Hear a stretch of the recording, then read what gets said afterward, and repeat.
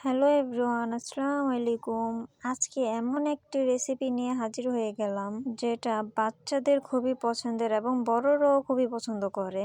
আর সেটা যদি হয় খুবই কম খরচে বাসার তৈরি, বাহির থেকেও বেশি মজা, তাহলে তো আর কথাই নেই। তাহলে চলুন রেসিপি দেখি। দেখতেই পাচ্ছেন কতটা পারফেক্ট হয়েছে। প্রথমে বোবা পালস বানানোর জন্য আমাদের লাগবে সাবুদানা। এখানে আমি 1/4 কাপ সাবুদানা নিয়েছি। এগুলি আমি ব্লেন্ডারে ঢেলে নিচ্ছি আর সাথে আরো দিয়ে দিব 1/4 কাপ চিনি। এই দুইটা জিনিস ভালো করে ব্লেন্ড করে নিব।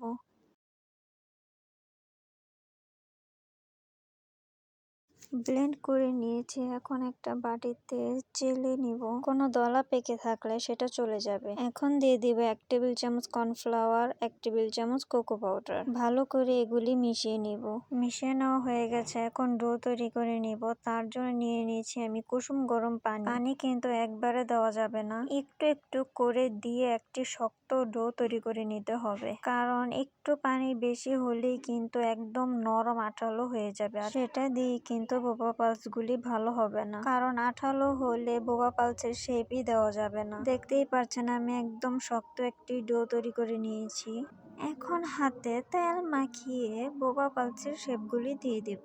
যতদূর সম্ভব ছোট ছোট করে বানিয়ে নিতে হবে, না হলে জাল দেওয়ার পরে অনেক বড় বড় হয়ে যাবে। সবগুলো পালস আমার বানিয়ে নেওয়া হয়ে গেছে। এখন একটু কর্নফ্লেভার ছিটিয়ে দেব।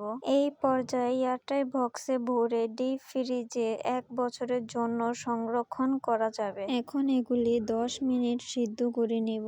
পানি ফুটে উঠলে বোবা পালসগুলি দিয়ে ঠিক 10 মিনিট সিদ্ধ করে নামিয়ে নেব।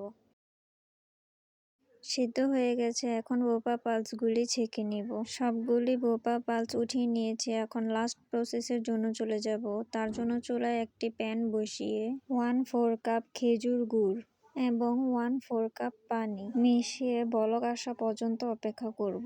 বলক চলে এসেছে, এখন সিদ্ধ করা বোবা পালসগুলি দিয়ে নেড়ে চেড়ে একদম পানিটা শুকানো পর্যন্ত অপেক্ষা করব। দেখতেই পাচ্ছেন একদম শুকিয়ে ঘন হয়ে গিয়েছে।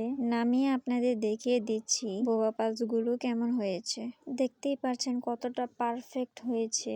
এবং এটা কিন্তু এইভাবেই খাওয়া যাবে এবং বোবা ড্রিঙ্ক বানিয়েও খেতে পারবেন। আপনাদের ইচ্ছে মতো যেভাবে ইচ্ছে এটা খেতে পারবেন। এই বোবা পালসটা বিশেষ করে আমার ছোট বোনের জন্য বানিয়েছি। ও বাহির থেকে কেনা বোবা পালস একদমই পছন্দ করে না। বোবা ড্রিঙ্কস খুবই পছন্দ, কিন্তু বাহিরেরটা না। তাই ওর জন্যই আমি বাসায় বানিয়ে রাখি। আরেক ভিডিওতে এই বোবা পালস দিয়ে বোবা ড্রিঙ্ক বানিয়ে দেখাবো। আজকের জন্য আল্লাহ হাফেজ, ভালো থাকবেন সবাই।